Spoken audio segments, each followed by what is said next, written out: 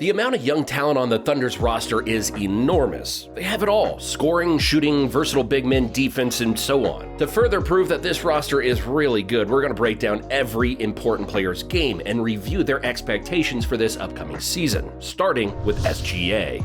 Gilgeous-Alexander averaged an impressive 31 points, 4 rebounds, and 5 assists while shooting 51% from the field, 34% from 3, and 90% from the free throw line. The 25-year-old is a superstar. He doesn't have any major weaknesses in his game, and the best quality of his game is his elite finishing, where he's arguably one of the best in the NBA. Last season, not only did he lead the NBA in drives per game, but he also led in efficiency on his drives. His craftiness and unpredictability are why he's so unstoppable in this area. Another thing he does well is finishing through contact, and he's usually the one initiating the connection. He might look fragile, but when watching him throw his weight around in the paint, you'll see he's a lot stronger than he seems. He's able to be unpredictable because he's mastered the ability to change speeds. Most players, like Russell Westbrook, usually see getting to the rim as a race. A race, Russ wins more times than not because he's one of the most explosive and quick guards of all time. But with SGA, he doesn't see it as a race. He sees it as a timing game. Although he isn't a short guard standing above 6'5", he's still small when compared to those 7-foot giants that roam the paint. So rather than trying to out-jump them and risk injury and dip in efficiency, he chooses to play at a slower pace to throw off their timing. As a rim protector and shot blocker, your best attribute is your timing.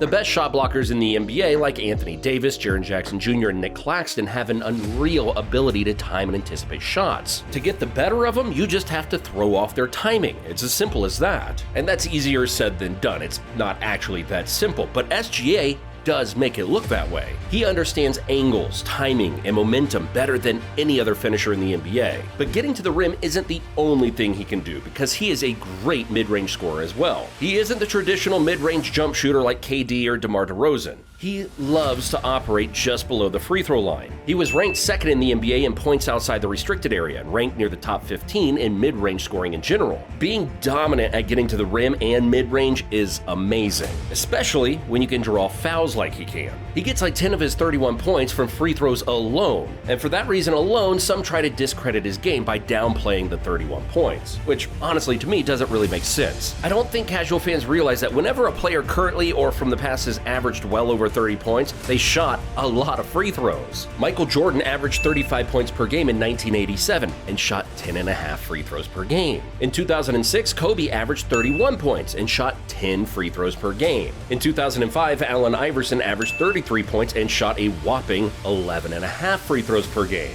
So my point is, discrediting and downplaying a player's scoring average because he shoots a lot of free throws is just flat out wrong. Free throws are a part of the game, and players should not be penalized by the fans for being good at drawing and making foul shots. But now let's get back on topic. Heading into his 6th season, I think we can all expect the same thing from last season. He's going to continue to be a great scorer and finisher, continue to make plays for others, and his improvement on defense hasn't gone unnoticed either. SGA is averaging 1.6 steals per game, which is due to him always being in the right place at the right time and being active in the passing lanes with that high IQ. Now, next up, Josh Giddey is the next player we're going to go over. The Australian averages 16 points, 8 rebounds, and 6 assists. The backcourt of SGA and Giddey is working out better than most of us expected when he was drafted. A lot of players who are only known as passers and elite playmakers in foreign leagues often don't see the same success in the NBA due to the supreme athleticism, skill, and overall boatload of talent, but not Giddey. While he isn't much of a shooter from 3 or the mid-range, he has a nice floater that goes in a lot. And the thing is, with him being 6'8", he's taller than over 95% of players that guard him. So combine that with his soft touch, and you have someone who may have one of the best floaters in the league today. He knows when and where to pick his spots. He gets a lot of his points out of the pick and roll. Even as a young player, he is elite at identifying and making appropriate reads consistently. He never really forces the issue. If he sees an open lane,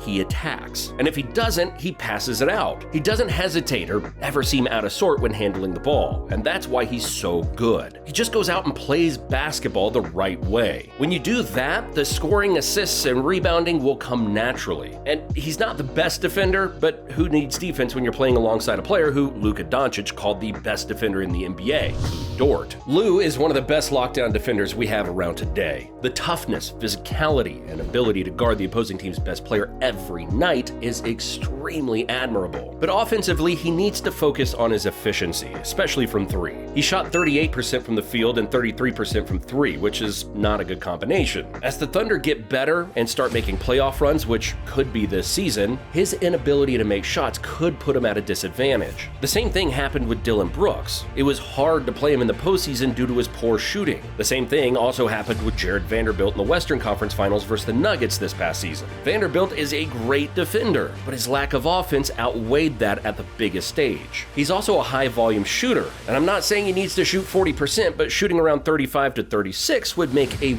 world of difference. Next up, Jalen Williams. He put on an impressive rookie campaign. He showcased different things this season. He averaged 14 points, 4 rebounds, and 3 assists per game, shooting 52% from the field and 35% from three. But his versatility is what really stood out. He can handle the ball when needed, which is something he did a lot of in college, similar to Josh Giddey, and he doesn't play out of control and plays at a slow, methodical pace, which seems to be just how the Thunder play at this point. Averaging over 3.3 assists on a team with 2 elite point guards shows how efficient of a playmaker he is. Every pass has meaning, and he's always putting his teammates in a perfect position to score. Scoring-wise, he can get buckets in various ways, such as attacking the basket in the pick and roll and pushing the pace in transition. But his most valuable quality on offense is his ability to cut off of the ball. The chemistry he and Josh Giddey have on the court is special. And not only with Giddey, he knows when and where to cut at the perfect time. With Giddey being one of the best post playmakers in the game, he can easily seek out Williams on backdoor cuts, as we've seen many times this past season. He shot 35% from three on 2.7 attempts, so while not a high volume shooter, he can knock them down at a solid rate. If he can improve his overall volume and efficiency from three, that would be huge. And at just 22 years old, he has more than enough time to do so. Defensively, he's good there too. That incredible 7'3" wingspan allows him to be an elite threat in the passing lanes, which hints at his 1.4 steals per game. He's a solid on-ball defender as well, who's shown promise defending multiple positions. So if he can improve his three and defense, I will be more than confident in his ability to one day become a star. Then we get to their newest addition, rookie Cason Wallace. He is yet another nice addition to the OKC squad. The 6'3" guard will provide a lot of value on both ends of the court. He even hit 5 threes in one half in the summer league, and if he can continue to shoot that good from three, then expect him to get a good amount of minutes. I can even see him making a mark on the defensive end, especially learning from Lou Dort. Then Jalen Williams has the potential to thrive off of the bench. His hustle, tenacity, and potential as a shooter stood out, and every good team needs good bench players. So his improvement off of the bench could be instrumental moving forward. The same could be said about Isaiah Joe and Ousmane Dieng coming off of the bench. They both have the job of providing spark. Joe's already shown that he's an elite shooter, which is exactly what he is most needed to do. And Dieng, although he's still pretty raw, I expect at least a small amount of improvement. I like his potential as an all-around two-way player. Jeremiah Robinson-Earl, Poku, and their newest pickup, Usman Garuba, are all excellent role players who are young and play both ends of the floor. And, of course, how can we talk about the Thunder's future without mentioning Chet Holmgren? Holmgren showed everyone why he was the number 2 overall pick in the Summer League. He averaged 16 and 9, along with 2 assists per game. If he can carry this level of play into the regular season, then the Thunder will be even more of a joy to watch. Imagine how many easy looks at the rim he's going to get from playing with Giddey, SGA, and even Jalen Williams. And defensively, he could change everything for OKC. Rim protection is the most important aspect of a defense. We've seen the Lakers be a dominant defense with AD on the floor and then look like a middle school team when he goes down with an injury. Not saying that Holmgren will have AD's impact, but still, his ability to protect the rim at a high level could make the Thunder a top 10 defense this season.